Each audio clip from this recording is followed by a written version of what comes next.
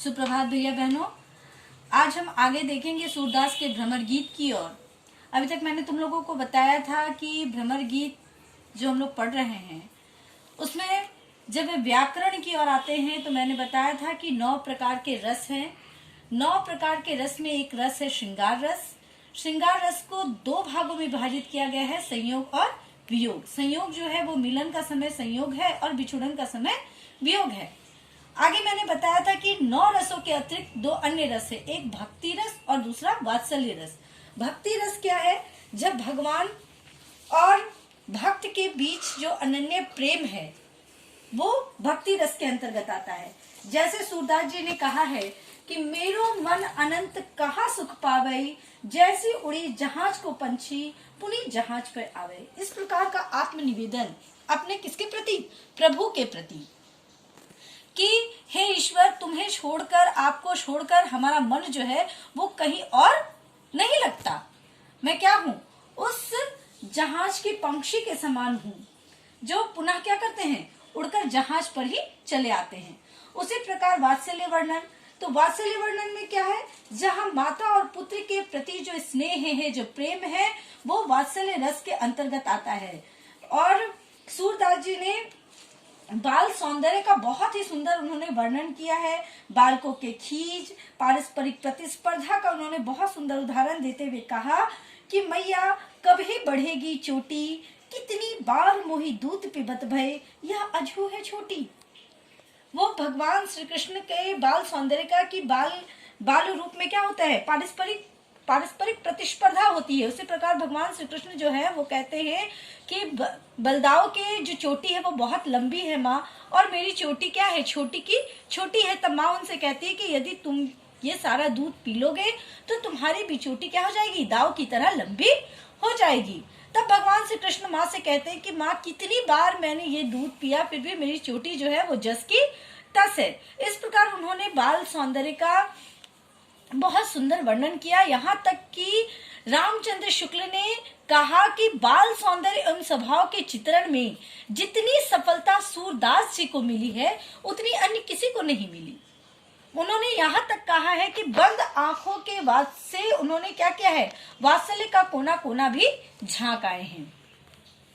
अब हम लोग पढ़ते हैं भ्रमर गीत। सूरदास का भ्रमर गीत हमें क्या पढ़ना है? भ्रमर गीत। अब जानो कि ये भ्रमर गीत क्या है। भ्रमर का मतलब क्या होता है? अली, भौरा। ठीक है, तो ये भ्रमर गीत क्या है? तो हम जानते हैं कि ये भ्रमर गीत क्या है। यानी कहता है कि भ्रमर गीत जो है वो क्या है? एक माध्यम है। किसको? भ्रमर को माध्यम करके लिखा गया गान। भ्रमर को माध्यम करके, भ्रमर को क्या करके? माध्यम करके लिखा गया गान। अब ये भ्रम क्या कह रहा है? क्या माध्यम है? इस माध्यम को जानने के लिए हमें सबसे पहले जानना होगा उद्धव जी के बारे में, कि उद्धव जी कौन थे। उद्धव जी जो थे वो भगवान श्री कृष्ण के सखा थे। सखा मतलब मित्र, ठीक है।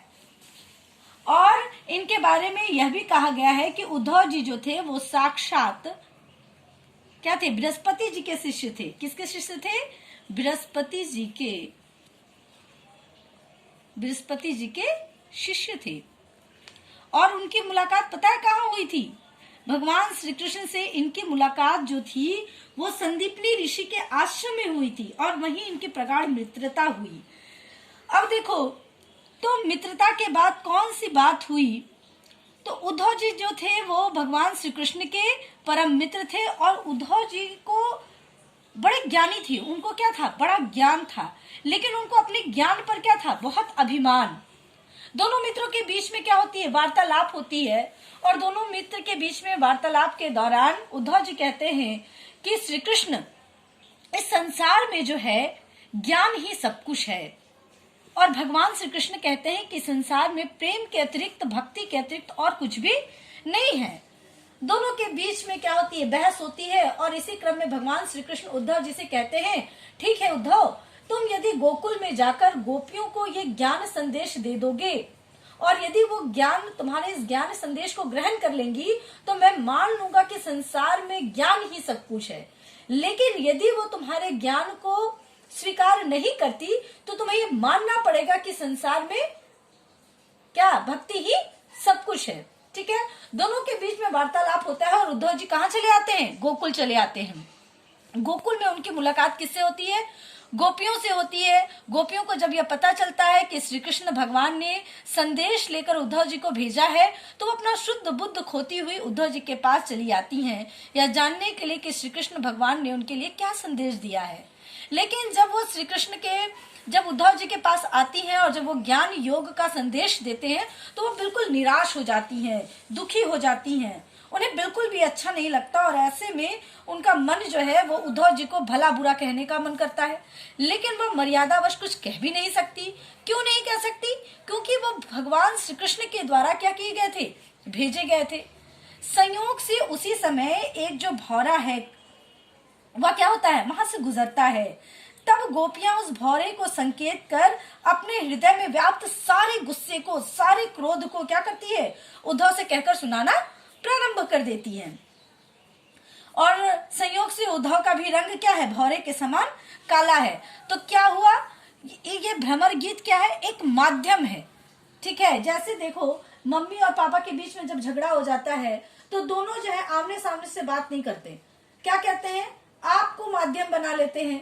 यदि पिताजी को खाना चाहिए होता है तो वह माँ से आपसे कहते हैं कि मम्मी से कहिए कि खाना वो टेबल पर रख देंगी, या खाना तैयार हो गया। या माँ को कुछ मंगाना होता है तो वो कहती है कि देखो पापा से कह दो कि सब्जी क्या हो गई है, खत्म हो गई है। इस प्रकार वो क्या है? एक माध्यम है। ठीक है, तो यहाँ पर भ्रमर गीत में भ्रमर जो है वो माध्यम है। क्या माध्यम है? जिसको माध्यम बनाकर गोपियां जो है अपने मन की सारी बातें, सारी उलाहना जो है वो उद्धव को देती हुई उनके ज्ञान संदेश को अस्वीकार करती हैं।